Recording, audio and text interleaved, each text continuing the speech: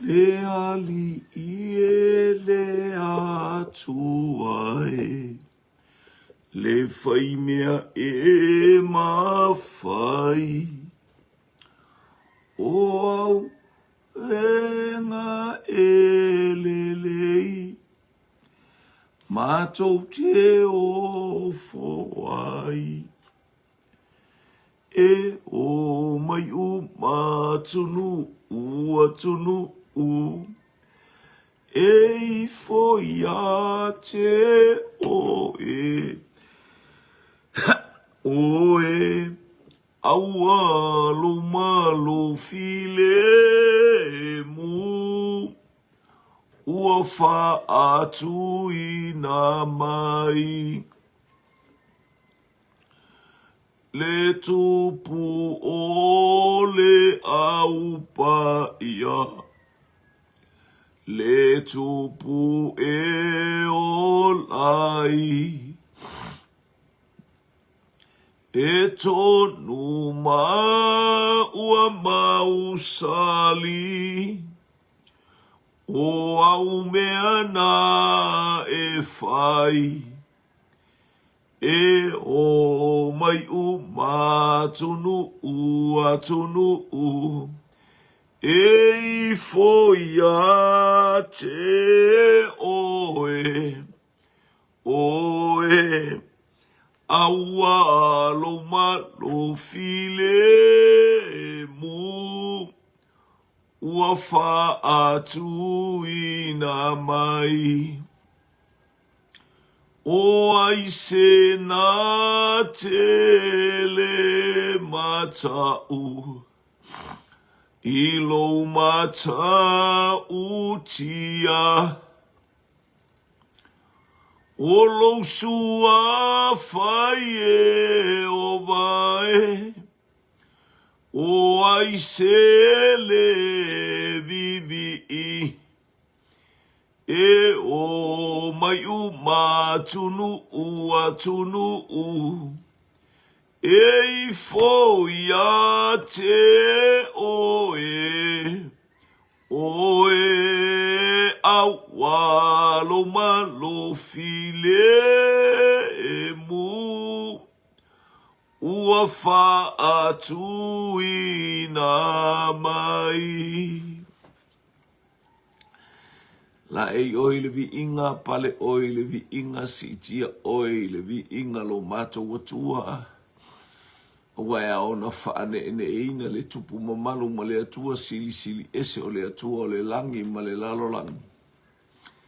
Haleluia na e whaia mea umaleli ie o le fōfuanga e le ailava se mea e le i whaia i ou la wa au. Haleluia, haleluia. Ia vi ia lo usuafa ma whane ne e lo usuafa ma malu i au vae le ta mao lo mātou wale i o Yesu Kirisi. O le ta mao mātou wanganga. Vala aude nei tai ao, whaaftai tai mai lo mātou wola vai vai. Whaaftai le mano le toto Yesu Kirisi na sausawina mea uma o mātou ta atitia i o mātou moenga ma le nei pō ato. Na whaile manuia o la o fio, mātou ta pena fo i le li i e whaalongolongo. Mori lau sābari le nei tai anga le lei mai la o fio. Polo kalame lau whanau o le areto ma le waina. Haleluia i le nei tai ao. Ia maua se ori maua se fia. Haleluia o le tangata e tā pena ai. Mole aso sa atoa. Haleluia e whaalongolongo ai mainu i au whaamanuia. Patasi mai. Atou malaua fio. Ona o Yesu. Amene ma amene.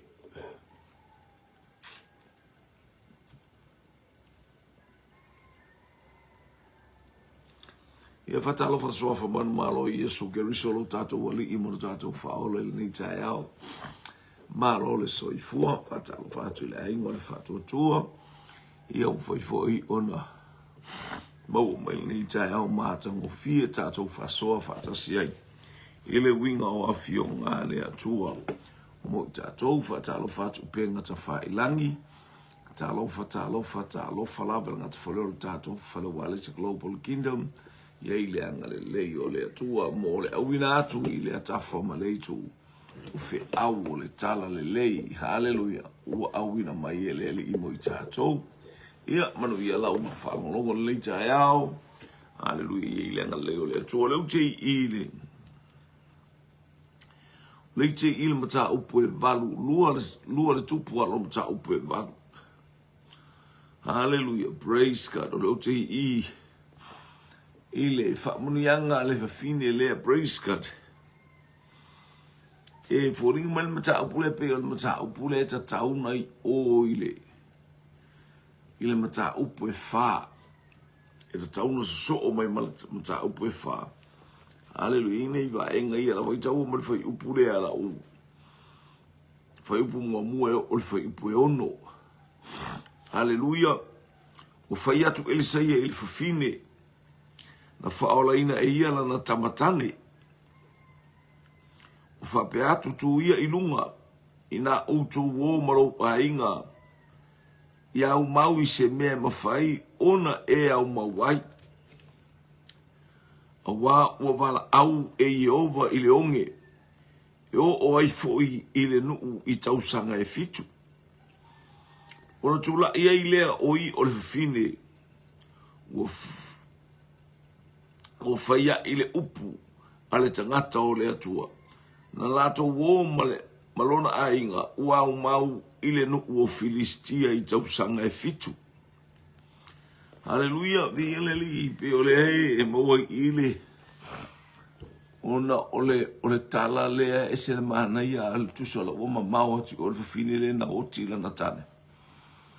Ale wa au mai le fe au ole nei tai au praise God. So sau au onanga ma so se me te fia i le atua. Ele vale lumo le sila fanga le atua. E sisila le atua i lau whainga ataulanga i lea taimi ma lea tu aso.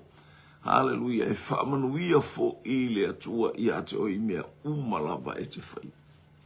E te le alu masarosaro. E te alu malouta le tonu. E wa ai i ai o mata i whaamanuianga le atua. E tilo i ai o fufonga. Malou loto whaatai, malou loto vivi. E whapena foi ona wa ai i ai lou a inga whapea ona solo le lei mea umeo o i lau whanau. E au mai e ele atua whaamanu yanga e manu i ai. Hallelujah. Ia wa whaalongo ho. O whaiatu i le whawhine na whaolaina e ia lana tane. Lana tamatane. O whapea tutuia ilunga. I outou wō malou a inga. I au mau i se mea e mawhai, ona e au mau ai. A wā ua wala au le ali i leonge, i o leonge le ua umatu. Ai pei ona wala au o le li pena o whai atu o le pei o te tilo anga il tusilea. Pei e te tauna umalo na mata upu e wha, se vaenga na mata upu e wha e sa uai. Se vaenga i le tala i le whawhine le whaatula i ai wae so o mai alfa amaro longa o na amanu. So o mai lo ma le onge. Ni ia le li. Le na onge i le nuu le na ai ei tamiti a. Pio e se le mana i o lo so i fua ma lo o langa wa ai i whaamanu ianga tafe mai to tonu o lo a inga a. Le a fionga le atua le o te wha mana natu i ati oe. A whai e te whaatua mai i atea.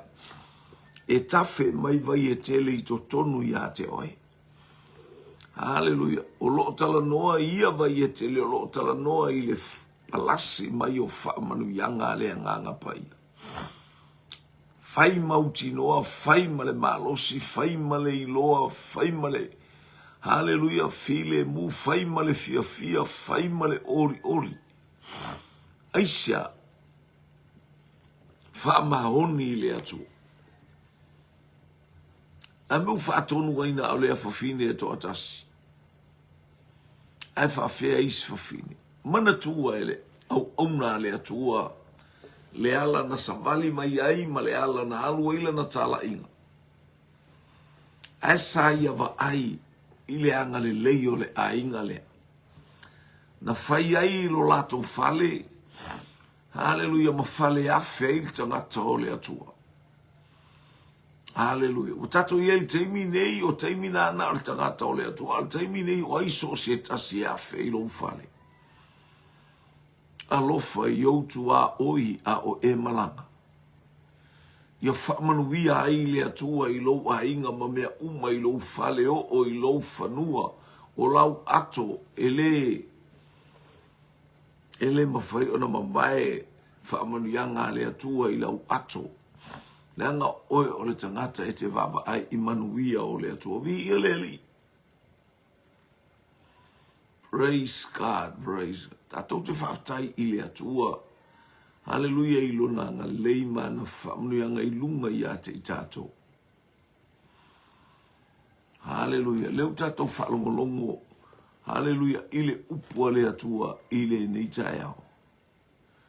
E sela matautia o le atua. E tuli e fufunga wā o fufunga o Iova o lo fetau fetulia i le lalolangi uma. E si sila fo i ona fufunga i ate i latou o e tonu wa latou a mio. Ai alo ese i a mio. Langana mafu anganau fo i whaapitoa i a. Wahala ma i a Iova lea whaamanu ianga ua sau wa ile au auna le atua.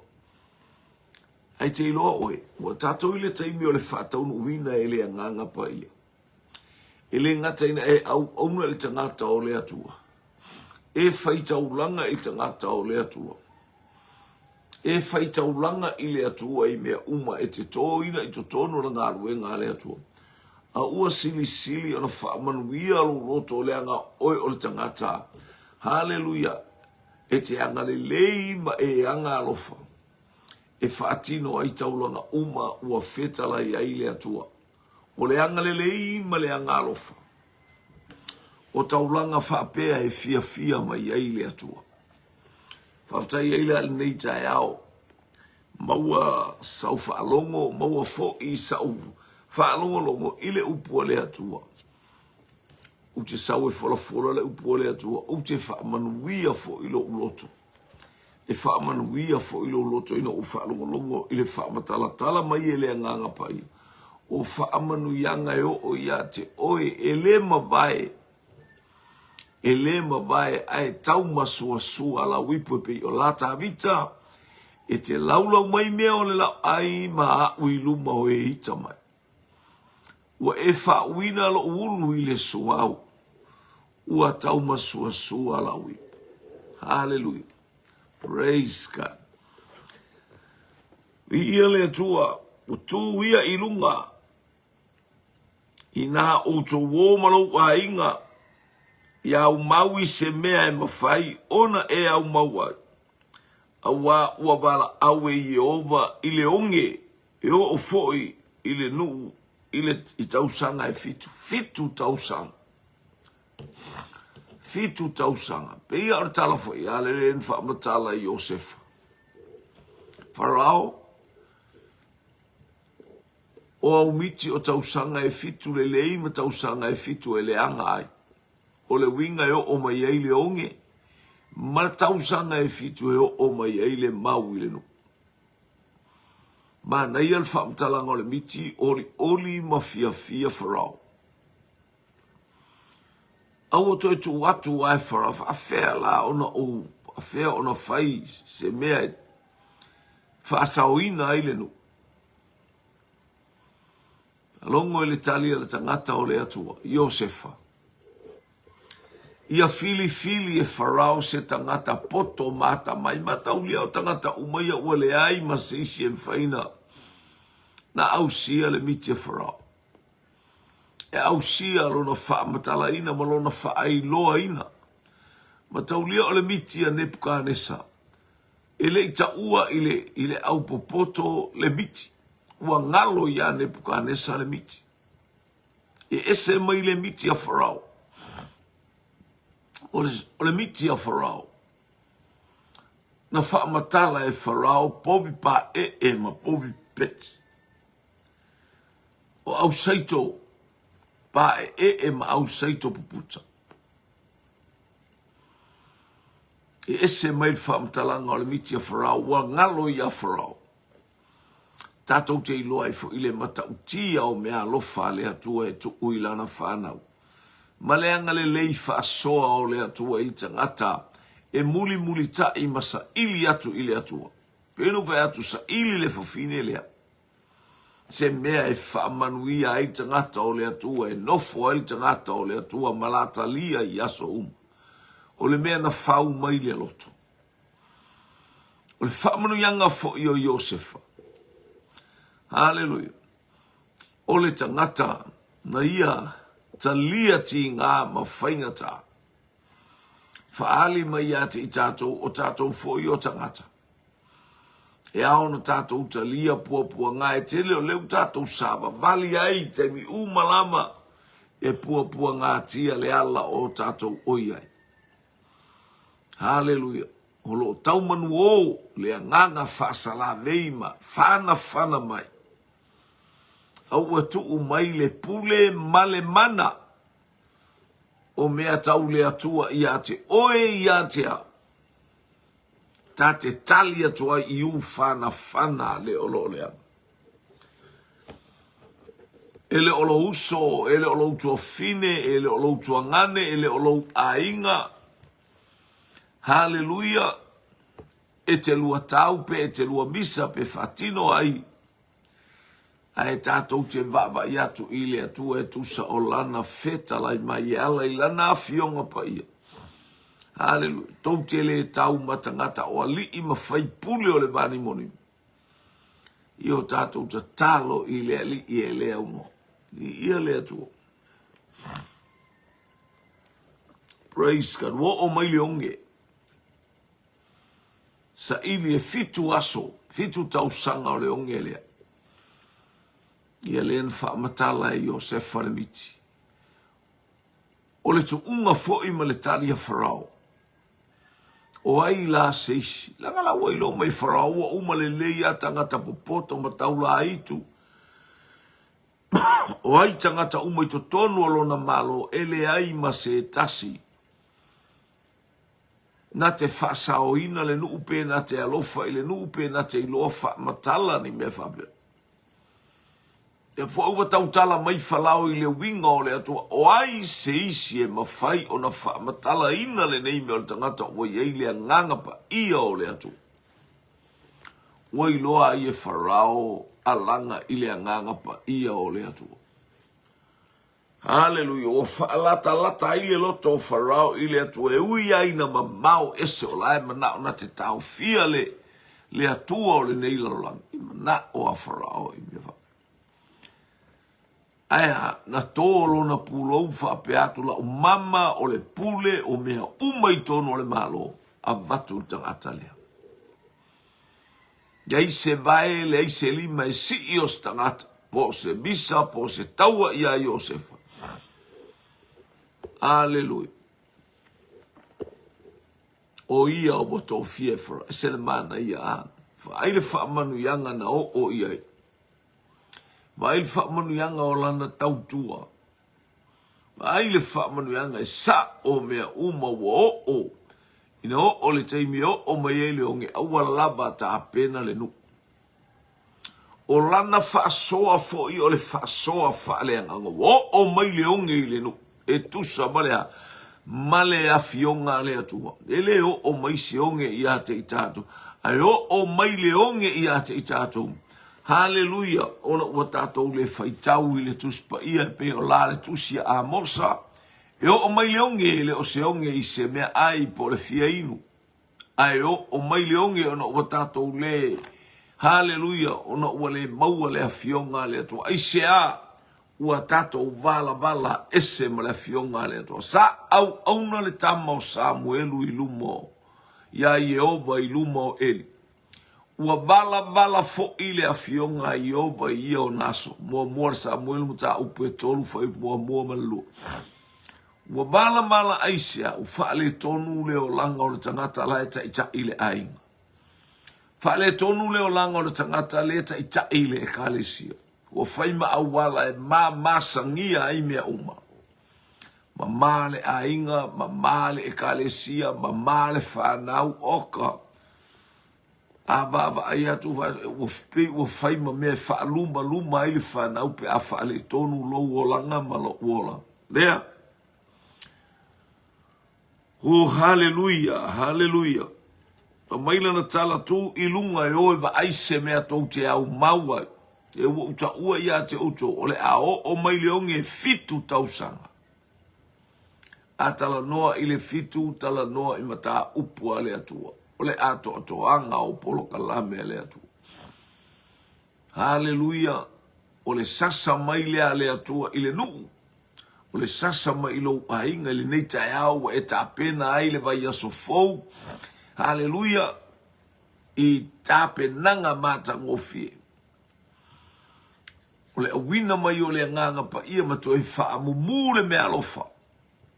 Ina ia avea pelo uolanga maolanga o mea manongi ele o mavae tele atu ele o leva tele atu le aso na tau fetuli ai fafine ma mea manongi e ave ile tunga mau. Hallelujah. Ole mai tau tangata ole mea oti la tatia yo ale mana alfa ayatina ya ole manuia le tau fetuli ma mea manongi.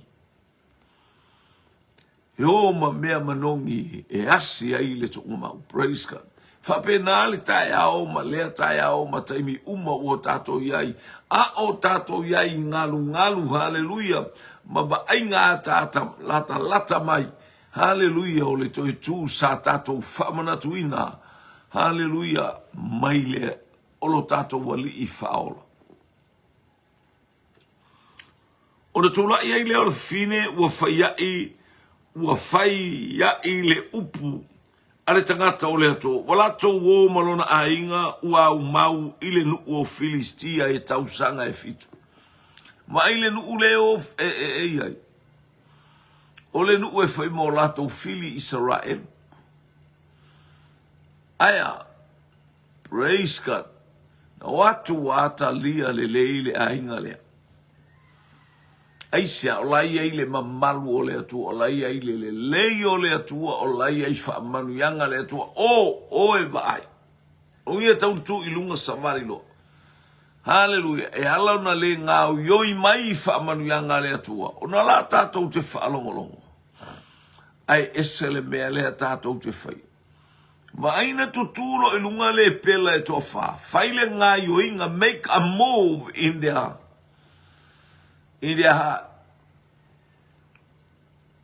Whaile ngā yoinga ile mele tala noa mai ai o lātou loto.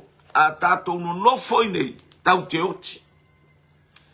A tātou wofo ile ai, o le ongi ile mea lai ai. Ele ai si tātou mea. Ai o maia tātou wōn tonga la wapi a Suria. Te iloa o ena tutulo ilunga tangata ia masaba vali ua malo lolo lato le pela mai luma o le atua. Whawhena iloa lea me o malolo. Ana o atu o tala uma na lato whalongolongo i aima whaia lato o tala o sawa i le ola. Eo o le teimi ina sauni ia o ngā mea aia whamil tala alis tangata le ai. Tato wo i o i le tupu e tau le ai ngor tupu. Le mea le o tupu matato wa ai le tele o le nei mea ai sole. Tau le peo le whare mea ai le o tau nuu mua mo to ngala wapi pito maia ia Israel lea. Hallelujah. O longo vinga o mea uma le ta pena I le mea le fale le o mea uma ia le ta pena I mo le taua fo I mai a ai fo I mai. Fe inu o a mea uma le ta pena I le fale lea. A ole sava valia le pela ia. Na kosa ia le atua na faa. Na faia ia le atua se leo le sava valia tangata ia fai ma fai titili. Ma meo se au tau malo si le tau fetulu yoso lo ale au Suria. So sola. Ai tia I meu. Hallelujah. Te iloa e whamaitus pa ia e fitu tau sanga na whai e leong ele. ai sau le tala o le whataunuina le o le tala Elisaia le profeta. Whape nei ata e ao o whataulia le ao le pela ia na mafua. Na umai i lo lato le pela e loi le popoto mai o ato i le tupu to e fo i mai. Haleluia o mea uma o le ai. Sava ai e mon manatu whapito i le olanga o le tangata. O le pela o le tangata angasala. I le teimine o tato iai. A o le pela ia i a whapena. A lona i tū lilo le o le tangata angasala e le mafau le. A wo one ina tū i lunga. Haleluia. Fai se whainga i lona o langa ma le o langa o Savali. Nye uala mai ai le fe aua le atua i le nu. Hala mai ai le manuia o le atua pe tato whaitawina na tau pue fitu. Le tau te whai pue valu. Ona o le whawhine ua manatu i ai le tangata o le atua e tau. Ona o mea le leina whaia o mai au. Te ilolo ta pena le atua i ate o le abatanga o le neiva i aso. Hallelujah. E whamanuia hai le atua i ate oe. Praise God. I lau fale ma le savalinga. Mea uma tātou te sa ili a ili ato tātou te sa ili ma le talitonu. Tātou te sa ili ma le whamaoni. Tātou te sa ili atu. Tātou te e whamanuia ai lo wolanga ma lo wolanga. Whai upo e tolu. Ua mawai e tausanga e fitu. Ona fo'i mai ai leo le whawhine mai le nu o Filistia. Walu atu e tangi i le tupu i lona fale. Ma lona whanua. Ia vai la e toi e lona winga o lau ato e alu e fine claim mea uma o lona ainga a. Se a ia e tuu e le atua le poto le whawhine na hanga le lei. Le whawhine na whaia le mea le lei i le tangata o le atua. Le fine na ia. Na ia ma fau tonu i le mea o na whai le ngaru e ngāra tangata o le atua. E ta tau o na whai se whane. Ia le li tele i o isi tangata. Lato te mafau i mea le lei e tau na whai a o iei ngaru e ngā le atua. Tātou te le se ese. E tātou te le vai a o tātou sava vali ma tau wheturi. Ai whaamanuia mai le atua i a te oi se tina. Se ta mā o tangata whaalongolongo. Ia vi ia leli. Praise God. Whatalo whatu statou ainga o e opa au mai nei tai au talo lau sunga le whiwhi au sive. Talo whafo i le ainga i. Alleluia. Ia i sale moa ia angalele i atu le atua. Praise God. Whatalo whafo i le whaletua i a Susana le teini lano lea. Hallelujah mai vau vai. Feta lainga mai Brisbane i Australia vi ia leli i fatalo fatu. Hallelujah malia losa mai Hawaii talo fa malia wila talo fa la usunga le tiakono vi ia leli. Ia talo fa la usunga le fa la tusia o le kalesia le loftu noa. Hallelujah hallelujah vi ia le atuel nei taro peta pele masina vi ia leli. Angale le yatu le atua ile anga ima yosi o tatou ainga. Whamanu yatu le atua.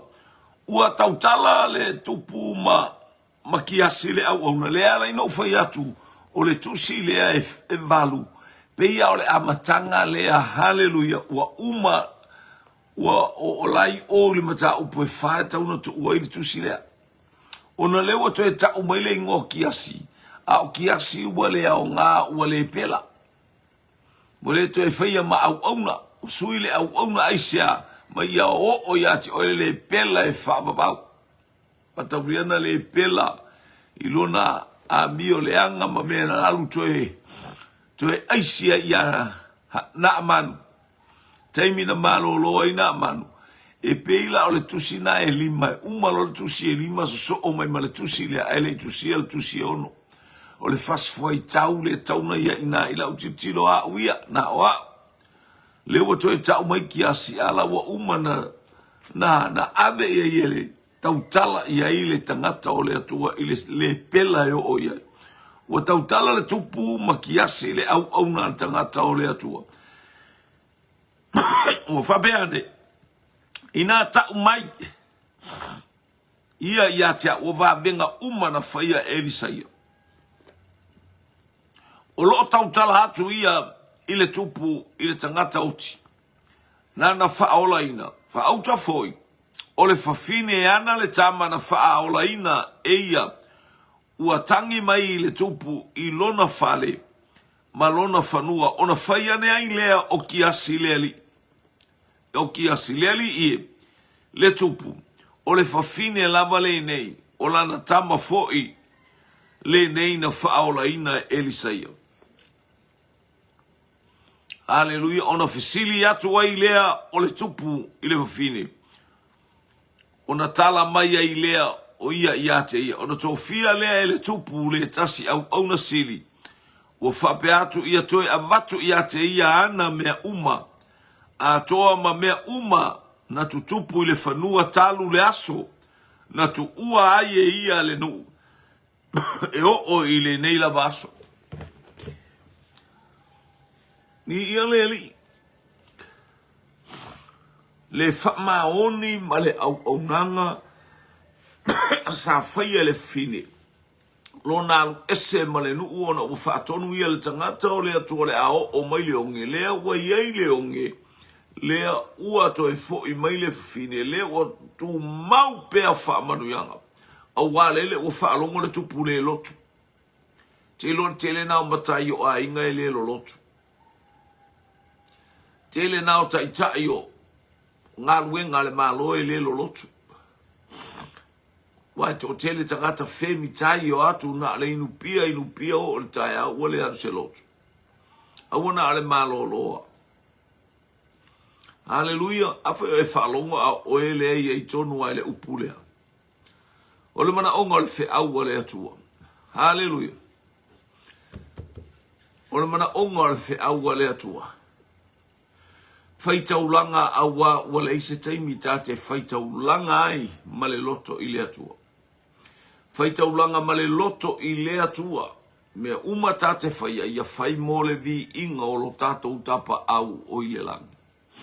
Ina ia ngale lei ma fe soa soari mai le atua i ate oe malou ai. Mai le whawhine lea. Na whaatonu aru ese ona le aunge. Ala e tele me ilona ai nga fitu tausanga e sau. Haleluia, toe tu umatu ia i le tupu mea umalava sai ai wato tofi le tupu le tangata. Haleluia, toe whafo i mea umale tinalea. O lo tal noa i le ekalesia whamaoni ma le ekalesia ngā wai. Ma le ekalesia songa songa. Le ekalesia ba aima mao ma le whaalongo ma le manino i mea lo feta lai mai. Le whaatua tua le ma salo salo. Fatua tua alen fetala ia Yesu i ona so i le mati. Haleluia. Au tau fatua tua mai ia te au malele masalo salo. Ona au tau whaia leo mea sili e peifo o le mati na wau tau wa iai. Ua mango. Sa moalo ua tunu. Haleluia.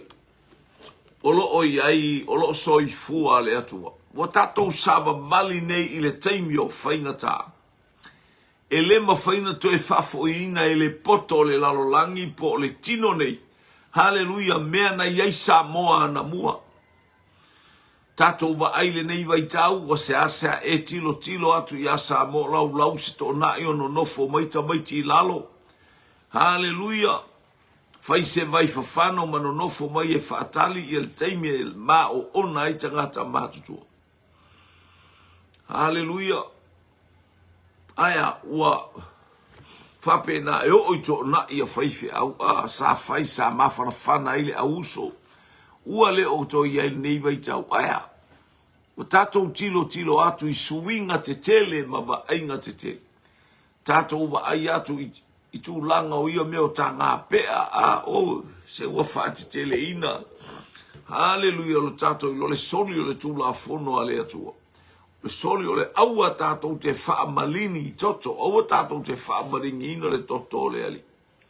Hallelujah, praise God, ape ua whaima mea, o whaima mea e sulu ai i ata tangata, pe ua whaima mea tā i ata tangata, o latou tino. Ma nei al tala polo maina o whaia i lo ule malama. mua tu sia Timoteo ta mua fa pa sulua sul tolu sul tasi sulua sul tolu. Haleluya. La ta uma ye Paulo ya Timoteo le faiva le wa ya te ia. Ele o se faiva e ta tau na ya te ia. A wato fia o ia ona olona fa maoni ma mea uma. A wasa ia faia mea mua. Haleluya e pe ona fa sawai le e kale sia le atua. Na ia faia i lona le malamalama. Mea uma sa tatou faia i le malamalama. Le ua fa malamalama mai le nganga pa ia te tatou. E ao na tatou sava vali ai. E ao ona o tatou ai ma feinu ai i fa manuianga le nganga pa ia i le upu le atua o le areto. Male waina o le ale waina o le upu ma le nganga pa ia. Tatou te ai e fa malamalama ia te tatou. Hallelujah. E fa manuia ia te tatou i te miu. Ia, le tala le fine. Fisili mai le tupu. Hallelujah. Mala au le tupu ila na au ona ua malia le loto le tupu ava ai le fafine moni a le tau tala atu ai ki asi. Ia tu lo ma le tupu. To e fa fo i mea uma le fafine le klei mai le fine o a mea uma lona winga le tangata mawalunga le tangata e nofo ini mea tau tupe. Lea na fai i le tupu. To e fa fo i o a mea uma sai fanua le fafine o a mea uma fa fo i. Wa matanga nga tete le tupu le tangata i le fafine. A, fa pe na tangata umaleanga o le ato le fafine le o le ato le ekalesia le atua. Ni ia le ali. Praise God. Wa matana whaalongo le tupu la ila ngona le tupu. A, sole. E ka unga le fafine le ali. So, mea i le ekalesia filifilia le atua. E matau le tangata po le ale poto le ale atamai e tupu le matau ia te oe pe a whaalongo i le tala anga haleluya ele anganga pa ia o lo langa ma o tato o langa mata tau i le atua whai muri le hea anga i haleluya le whapea mai ia toe a matu ia te ia na mea uma a toa ma mea uma na tutupu i le whanua tanu le aso na tu uai e ia le nuu e o i lene i la vaso. Fitu tausanga. Mea na tu tupu i le whanua mea la ufao ngā e isi tangata mea umalava. Kokongi uma oka. Hallelujah. Te ilo le tau nao lo wola mo lo tato wola au auna i le atua. Hallelujah. O le ata leo la au nanga malau au nanga ma la tato au nanga. Ele ai se mea e misi. Ele ai se manuia e tusa mo tato waba iatu i le langi ma le ola e whaavau. Ua tā pena e le atu o le taui nao mea umai. Hallelujah. O le numera le atua, o le numera fitu. Praise God. O le ato atoa o mea umana whaia e le atua, na whai le fitu. Fitu aso. Aso mua e tau mai i le aso fitu. I ia le o le ato atoanga o whaamanu yanga le ato ua li lingi mai ia te oe. Li lingi mai ia te au, le langi ma le ola e whaamau pei o lana ia Abraham. Alu i le nuu o te whasino ia te oe. O le nuu e tafe ai le sua susu mane meni. Hallelujah, o ai le nuu, o le ato o keriso Yesu. O le ato o le anganga pa ia wana tala ina mai le soifua o keriso. Le whamaoni, lona whana umai la na tala inga se i o le ino sia o na whamasi longa se i o lona toe tū manu malo. O lo i le i tū tāmatau o le atua e whamavau. O le tala na ua whaimea umama mea tu ua i le alofi o na vairo no ua manu malo ke riso. Whamanuru suafo i ova le atua e whamavau lava. Amene, ma amene. Areto male waina mo oelo ainga le tai au. Ia manuia ngā luenga whaatino le malo le atua. Hallelujah, praise God. Hallelujah. Ia maua e fo istasio lata mai sa ringa nei tai au. Fatasi ai le kalesia I vaitele uta. Hallelujah. Ona olo inei tatou au au na faife au. Tatou tama ya bishop. Hallelujah. Ya o teimia e sawisi o tatou tama ya wa. Hallelujah. Wa malolo mai ya ue nofu fa le lein fa longo fo ya uia. Ya la unga bishop. Te atu fo I bishop na fa longo ale ya fiu. O feta lai mai le nganga po le afiafi ta le ono. Tato sauninga lo tu fai ai vai telefou ile alo ile ola fou o le alo fatunoa. Hallelujah I vai telefou au vai teleuta fai el sauninga tu fatasi tu fatasi mai fo I vai telefou ile afiafi pe a maua so taimi. Hallelujah afia asi mai. Ia saunia me uma evi ia ile atua. Arfi au na le atua le nei jaya. Famunia le atua o Yesu. Amen, amen, amen. To God be the glory forever and ever. Amen.